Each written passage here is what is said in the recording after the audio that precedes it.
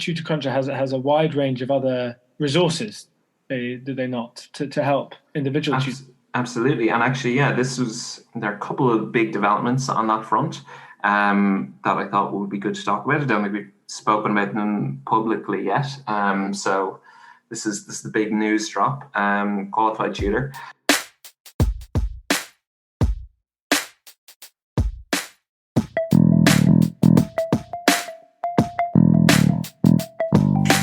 Welcome to the Qualified Tutor podcast. I'm your host, Ludo Miller, and I'll be interviewing tutors and thought leaders from across the tutoring landscape to inspire, inform, and motivate you to become the best tutor you can be. The Qualified Tutor community is a safe and supportive space for tutors who love to learn and grow. We offer training, resources, ideas, and a chance to connect with like-minded tutors. If you'd like to continue the conversation, join our Qualified Tutor community at www.qualifiedtutorcommunity.org or find it in the show notes. Welcome to the next episode of the Qualified Tutor podcast. Today we are joined by Fionn Finnegan, Head of Sales and Marketing at TutorCruncher. TutorCruncher quite rightly and proudly market themselves as tutoring business management software. That sounds very high level and that sounds like something that perhaps many tutors and agencies haven't considered before, but really what TutorCruncher do is they streamline an agency's service, a tutor's service. They build in tools for filing billing reports, tracking progress, analytics, and it's a way for agencies really to bring everything together, to pay their tutors on time, to communicate with their clients. And TutorCruncher has seen huge growth since it first began in 2013. A little background of TutorCruncher, as Fionn was recently describing to me, the TutorCruncher began in 2008 as in-house software for an agency called Bright Young Things. And in 2013, as it became clear that the product was a commercially viable product in and of itself, they moved outwards to start marketing to a larger number of agencies. So we've caught them just at a great time in their development.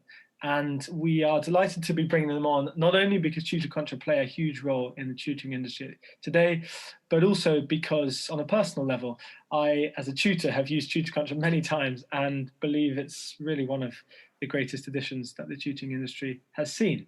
So welcome, Fionn. Thank you very much. What a fantastic introduction. I'll be doing very well to live up to that. I'm currently thinking about open positions on our marketing team, Ludo. We'd love to have you along. Yeah, well, if I can sell it like that to every potential client, then perhaps. But no, really, it's great to have a different perspective of the tutoring industry. As part of the show, we've had educationalists and we've had roundtables with agencies and schools. But this is a new angle and really a very important angle to show the kind of direction that tutoring is going in. So yeah. I guess even though I've given a brief introduction there, feel like the first thing our listeners are going to want to hear is what is TutorCruncher and what role does it play in the industry? Absolutely, and I think it's a very good thing to clear up at the start, because I do think it's something that people get a little bit confused about with us sometimes. And that's something that we've kind of had to work on in our, I guess, messaging out to tutoring agencies themselves, but also, the individual tutors who come across us as well as even individual clients. So clients tend to see us as a tutoring agency ourselves. Tutors tend to see us maybe as something more approaching Uber for tutors. But I guess the best analogy would probably be something like Salesforce for tutoring companies. So agencies and small tutoring companies like Salesforce, but more targeted towards the tutoring as an industry, and with a lot more tools at its disposal. So a little bit, as you say, more niche into this industry, which has so many niche aspects to it and works so differently than so many other industries that people might say provide software for or might work in themselves. There's a lot going on. So yeah, our position is kind of to be a business management software that just makes both tutors' lives easier, the companies themselves, and ultimately then maybe the clients as well. Yeah. And maybe it would be good. Yeah, it'd be good just to, when you say to make tutors and agencies' lives easier, it would be good maybe just to expand a little bit on how exactly that's done. Yeah, so I guess to kind of extend that Salesforce analogy, we would handle everything. We have systems for, say, tutor applications to come through to agencies online, so they can kind of just evaluate them on the fly. We have things like website plugins that will bring client inquiries through to agencies and open up opportunities for them. We have systems which would match clients based on their inquiry details with tutors who match their particular needs, whether it's based on physical location or the kind of subjects they teach, the age ranges that they work with.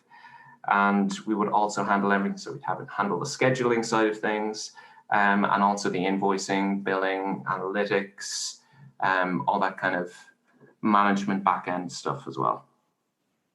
Yeah, which is really important, genuinely, and is something that many tutors spend lots of time trying to figure out and kind of work out. And I know when I began as an independent tutor, that was something that always took up a lot of headspace, was working out when to invoice a client, when to chase up with them, how to send out reports to them, when to send out reports to them. So imagine that on a kind of agency-wide scale, that would be such a headache. And I really think that TutorCruncher brings that all together, which is really the way that these kind of industries are moving. And I guess that leads me on to my next question, which is kind of about how you say there that you think tutoring can kind of reflect other industries in this way. It's kind of, we use the word gig economy, something that perhaps has never been attributed to tutoring before. But how do you think a tech-driven approach to tutoring can function in today's tutoring industry? Could a gig economy approach work, let's say? Yeah, it's a very interesting question. And to kind of build on how you got there, I do think that the software that underlies a lot of these things impacts business processes and ultimately, tutors' kind of day-to-day work probably much more than people give it credit for. And I think maybe people would be surprised that certain aspects, maybe the limitations of software, but also the capabilities of it, end up influencing people's day-to-day, maybe more so than they might realize if they weren't familiar with it. So I do think it's an interesting thing to talk about. In terms of the gig economy specifically, that is an interesting, I guess, development in the tutoring market. The way that I would usually split up tutoring, say, agencies or companies who work with multiple tutors is in terms of agencies that class themselves more like a listing service. So say Tutor Hunt would be one example of this, where you go online, you select a tutor that you want to work with, and usually there's just one upfront matching fee. So you pay to get their contact information and to initiate contact with them. And then after that, they kind of handle the client relationship. Whereas the more traditional approach would be, I guess, a more traditional agency would handle the client inquiry, find a tutor who would make sense to work with that person, and they take an ongoing fee over time as the lessons progress, but they would handle the full relationship. And as you said before, the stuff that you were looking into in terms of invoicing and lesson reports and all that kind of thing.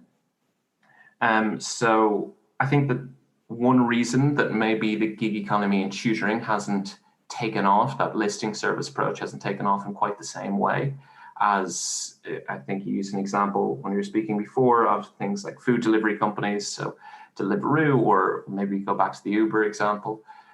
I think the tutoring comes along with a greater need for trust in the people that you're working with, faith in their qualifications, faith in the fact that they have been vetted and they've been approved by someone reputable, that listing agencies aren't in as much of a position to provide, because they don't they're not generally responsible for the tutors that they connect you with. They're more kind of like a marketplace, whereas an agency takes a more active role in vetting these people who, and these are people, whether it's online or face-to-face, that are going to be working directly with your child, probably over an extensive period of time. Trust is a really important factor in that.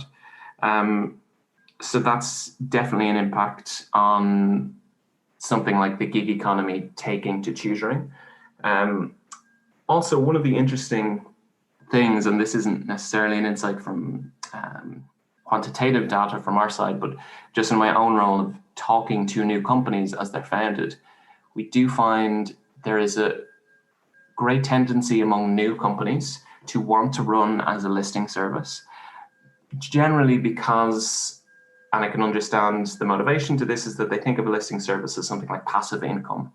So clients come to their site, they look for individual tutors, they get matched, and then the money comes in. And that's a kind of high level concept of what a lot of people expect. Funnily enough, though, the new companies that we tend to see doing very well are people who take a more active role in managing the client relationship. And I think that's one thing that it is quite easy for new tutoring companies to overlook, is that the traditional agency approach can work really, really well if they are clear about what value they're adding to that relationship. So if it's dealing with client invoices, client queries, if it's dealing with lesson reports and problems, you'll probably have more insight into this than I'd have being a tutor yourself. But my understanding is that a lot of tutors enjoy tutoring and don't necessarily enjoy the, paraphernalia that comes associated with it, like managing client relationships. So I think that's where agencies can really add value. And we see that those agencies that are clear about what value they're adding in that process really do tend to outperform people who just see themselves as a listing agency and are looking for more a passive stream of income. And now, a brief word from our founder, Julia Silva. If you'd like to hear more about the ideas we touch on here, or gain the tools to take your own tutoring to the next level, the Qualification for Tutors could be for you. This live online seminar is facilitated by industry experts who, over 4 Zoom workshops, will cover the foundations of teaching and learning and how it relates to you as a tutor. The workshops are full of rich discussions where you'll learn alongside other tutors and connect on a professional level. We will teach you how to be the kind of tutor every child remembers.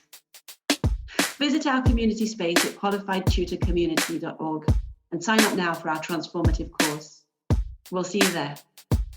Are there requirements or are there even criteria that you're looking for in an agency before taking them on? Or is it really, is your potential market, is it any kind of organization, agency, independent tutor? What are the criteria? We will absolutely have a conversation with anyone, and we kind of prioritize that in a way that a lot of, we only have so many competitors in the space, but our competitors tend to rely on email. So we have some competitors who won't speak to people over the phone, regardless of the circumstance. We're not like that. We have phone conversations and video calls with a very high number of the people who sign up to our software. And we use those opportunities to talk through exactly where they're at, what they're looking for from the software. I'm not in the business of turning anyone away. I generally think that TutorCruncher has a very wide range of applications, but it is very helpful to know what people are looking for from the software, how they're going to, say, adapt their businesses when they make a change to using TutorCruncher, or how they're setting up for the first time. I guess that's given me a good insight into what goes through people's minds, especially as they set up new companies, but also for people who have been running established agencies for years and are making a change. Sorry, I'm not sure, I maybe strayed from your original question there, but has that answered it, or feel free to ask me again? No. That's there's. I guess the key message really is that that there aren't any kind of minimum criteria. I know that some people who perhaps use TutorCruncher here and there believe that it's for kind of the big agencies to streamline that high level and high kind of content of billing and reports and paying tutors. But really, I think it's important that it's to make people aware that it's not just about that, and it's not kind of TutorCruncher is existing for those smaller organisations and agencies and tutors as well. And I think that's really one of its biggest draws. Yeah, and I would kind of emphasize as well, regardless of the size of the agency, if growth is a factor, and also even if it's it's one person alone doing a few lessons a week, I'm sure in that person's current situation they could operate it off an Excel spreadsheet, and that's only so much time devoted to that. That's not necessarily a big deal. But if they do have in their head that they would like to really go a lot further as they go on, it probably makes sense to move on to TutorCruncher from early days. The reason I say that, and that's not necessarily pure self-interest, is when companies are a little bit more established. So if they're in, let's say, a significant growth phase, if they've already set up a lot of their processes, it can be a lot more awkward to change how they manage their business. So with a management software like ours, we can do a lot that Excel can't. And so obviously there is this very good reason for people to move on to TutorCruncher. But equally, people can get quite attached to the function of an Excel spreadsheet in a way that maybe is probably surprising when you first come across it. And it can make the transition between software just a little clunky and a little bit more, a little bit more painful than it would be otherwise. So I would recommend, if someone has an eye to growth, that it makes sense probably from day one to know what your processes are and to keep them consistent, rather than, I guess, changing horse mid-race. It's probably more streamlined. And TutorCruncher at least bills based on usage only. So even if someone signs up from day one, it's not that they're paying a disproportionately high, rate compared to some other company. Everyone's kind of on a level playing field on the basis of the fact that if you don't use TutorCruncher, we bill you much less. If you use it a lot, we bill you more. So it's pretty equitable in that regard. Yeah, well done. Thank you. And moving in that same direction, how then can TutorCruncher help individual tutors? Obviously they may not have so many clients that they need their own management software, but TutorCruncher has a wide range of other resources, do they not, to help individual tutors? Absolutely. And actually, there are a couple of big developments on that front that I thought would be good to talk about. I don't think we've spoken about them publicly yet. So this is the big news drop, Qualified Tutor. So we have a couple of new developments on the way. The first one coming up is we are revamping what we traditionally call global profiles. So basically, because as we've discussed in the past, we've been pretty agency-centric, and we're going to continue serving agencies very directly. But we wanted to make it a little bit more approachable for tutors and to give them their own platform, I suppose. So we've had, the way it's been up until now is that, say, a tutor signs up to agency number 1 and they happen to use TutorCruncher, and they also happen to sign up to agency number 2 and they also use TutorCruncher, which is pretty common in the UK because they're pretty widespread. We have already linked those profiles. That's always been the case, that they've been connected and you can jump between the two of them. What we're now introducing, and this is only a few weeks away, is a unified global profile. So a tutor will log into their own personal TutorCruncher account from which they can manage all the agencies that they work with. So it'll be a lot more unified. It'll be a lot less jumping between them. These are accounts designed for tutors. that they can manage the agencies they work with. So that's phase one, which will be pretty exciting. Phase two is an app. So, a mobile app, Apple or Android, which would, again, extend that functionality. So tutors would have individual accounts from which they would manage all of the agencies that they work with, but also independent work. So if they tutor for somebody who lives down the road or a friend of a friend or something like that, and it's not going through an agency, they would still be able to use this app to manage that, to, like we were speaking about before, to do the billing, to send the lesson reports, all that kind of stuff independently. So really kind of empowering small tutors, not only to work with the big agencies, but also to manage their independent stuff and be kind of more of a hub, not only for the companies, but for individual tutors, which we are pretty confident should benefit everybody in that setup. It's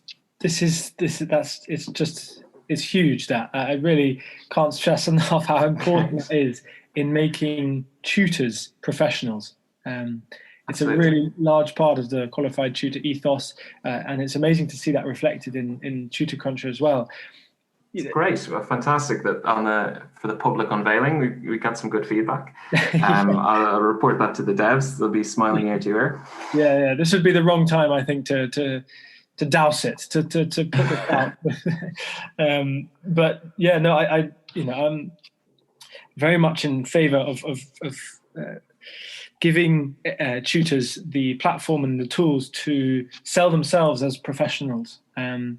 In the same way that we often talk about kind of doctors or plumbers or dentists. In that same way, they see themselves as professionals. They are given the tools to act as professionals, and they are viewed by clients as professionals. And for too long, I think tutors have been seen as kind of bit part and as seen as kind of part-time and low paid and that kind of in that kind of bracket. But really allowing individual tutors to use this tool that can pull together all of the kind of friends and cousins and neighbors, plus also maybe the small-time agency work they do, pulling that all together into their own space is a huge, huge step. And that's something that I think a large proportion of our listeners will relate to and hopefully will act on.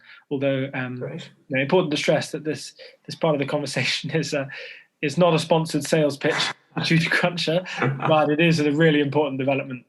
Tried as I did. Yeah. It is incorruptible. Yeah, exactly. Now, moving on to another kind of potential big development, and we heard recently on our podcast the importance of Bramble's wide-scale survey that they completed with regard to online tutoring this summer, and really the insights that could give.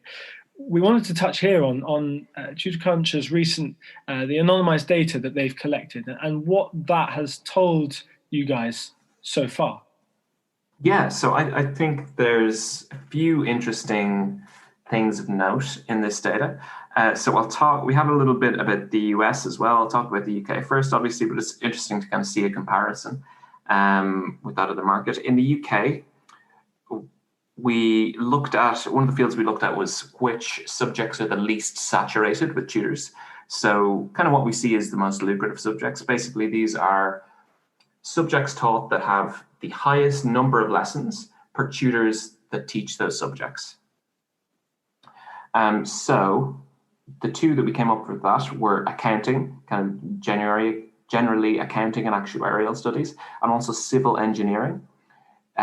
So tutors who taught those subjects seem to have the most lessons available to them generally, and were kind of in competition with the fewest other tutors. So I thought that was kind of very interesting, especially with tutors kind of choosing a specialization now. That might be something to be aware of. And we also looked at student engagement. So the way we measured student engagement was we looked at the relationships. So we looked at the relationship, any given relationship between a tutor and a student, and how many lessons actually occur between those two before it tends to kind of fizzle out. And the subjects in which we saw the highest levels of student engagement Ancient languages tops the list, followed in a close second place by languages of India. Then we saw special needs help, maths and fine arts, also in that high engagement category. So it was interesting to see it, even as widely adopted a subject as maths has such a high user engagement. So that was also a thing of note.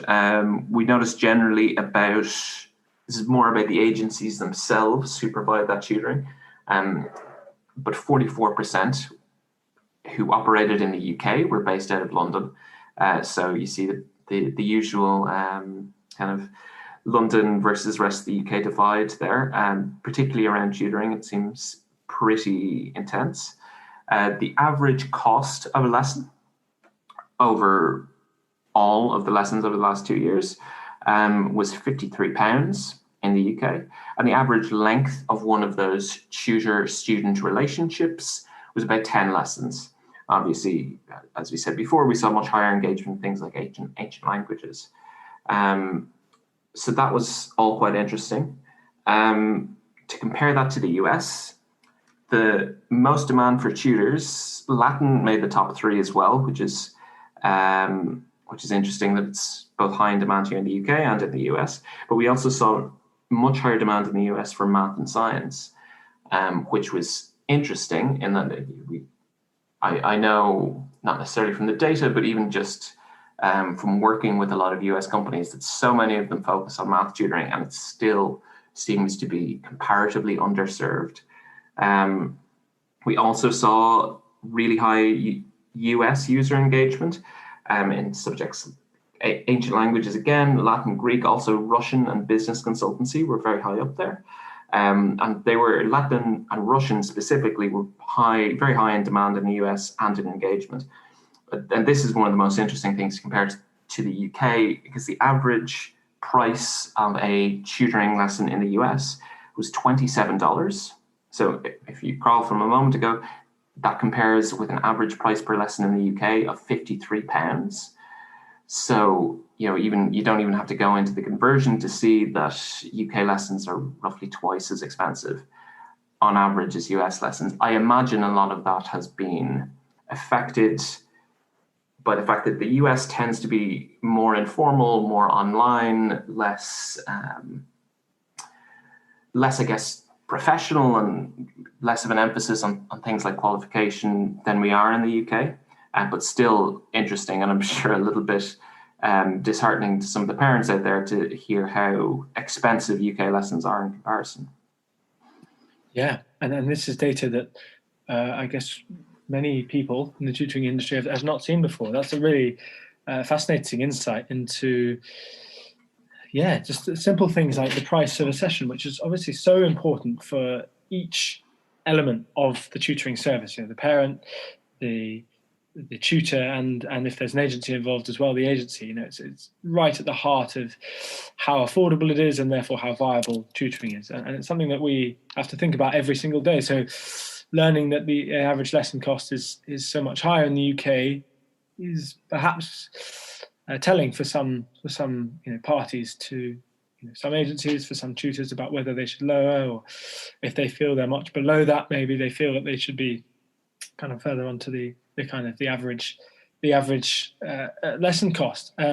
So that data is really helpful in informing kind of each element, each party of the tutoring service. It was interesting, just to kind of build on that UK-US divide on price. I do think that there's probably, I'm sure there's an aspect of it, and that things tutoring in the UK is probably just more expensive,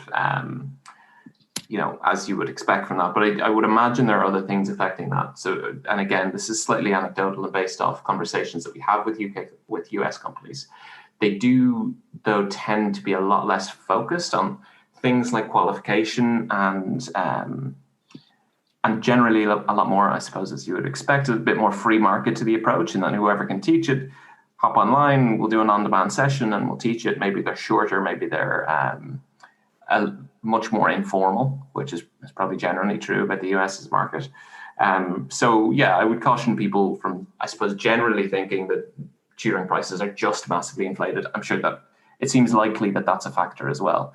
But it's interesting to see the aggregate disparity is obviously pretty big.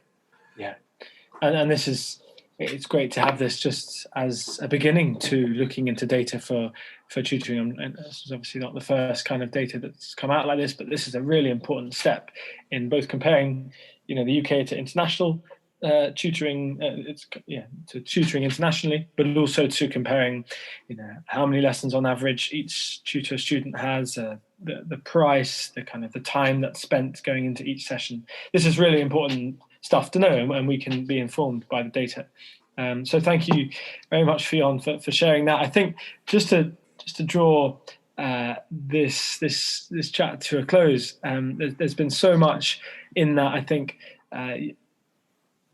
that's given a huge insight into what TutorCruncher can offer, and for those people who've heard of TutorCruncher before, a little bit more understanding of what TutorCruncher can actually do for them, and for those people who have never heard of TutorCruncher, maybe an insight into how tutoring can be streamlined, into the kind of the next steps, the developments in tutoring, because a lot of people who have struggled by themselves for a few years now, with the kind of all the, as you say, the paraphernalia that comes with tutoring, the billing, the reports, the payments, this could well be the solution for them.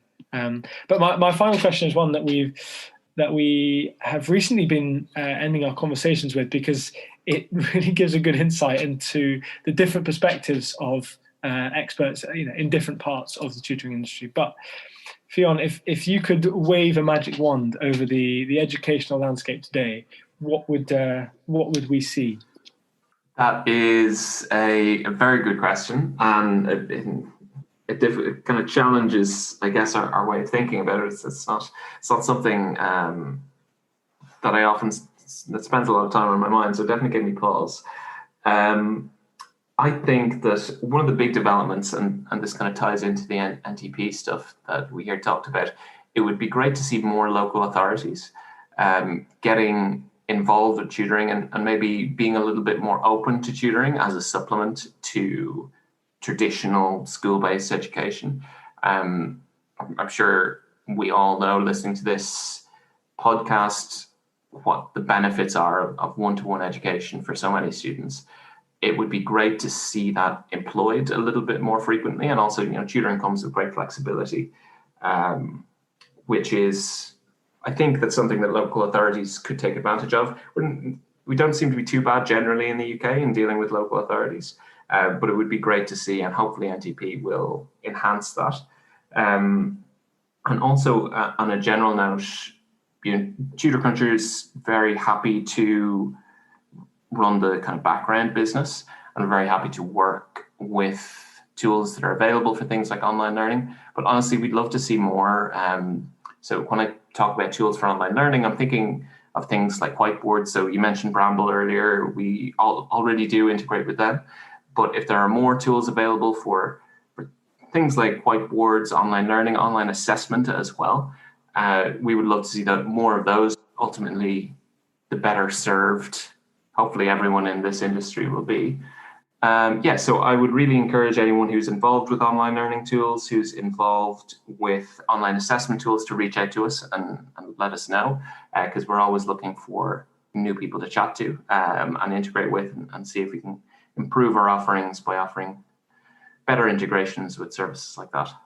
Yeah, exactly. And off the back of this will kind of expose TutorCruncher to a higher number of qualified tutors and those in our community. So there is a kind of a highly engaged and highly motivated network of tutors building in our community space. And although we're not going to force TutorCruncher as a requirement upon any tutor, this speaks for itself. This conversation does, and your service does. So hopefully this can be brought to a greater number of tutors to streamline their services, which is what we're always looking to do as tutors, is improve our efficiency. We don't want to be up all night writing reports when we could be spending that time planning new sessions, or even maybe just getting to bed earlier. So Absolutely. thank you very much, Fionn, for problem at all. coming on. It's very, very kind of you to join us and to explain what TutorCruncher is and the crucial role that it plays in tutoring at the moment. I hope you enjoyed that, and we can certainly welcome you back on in the near future. Absolutely, Ludo. I would love to. And yeah, I think we share a lot of very common goals in terms of making this industry just more livable for everyone who's a part of it. So absolutely, and congratulations on the podcast, and I hope the strong success continues. Yeah, fantastic. Well, I really appreciate you having me on. Not a problem. Okay, thanks very much, Fionn. Great, it was lovely speaking to you. You too. Bye. All the best. Bye-bye.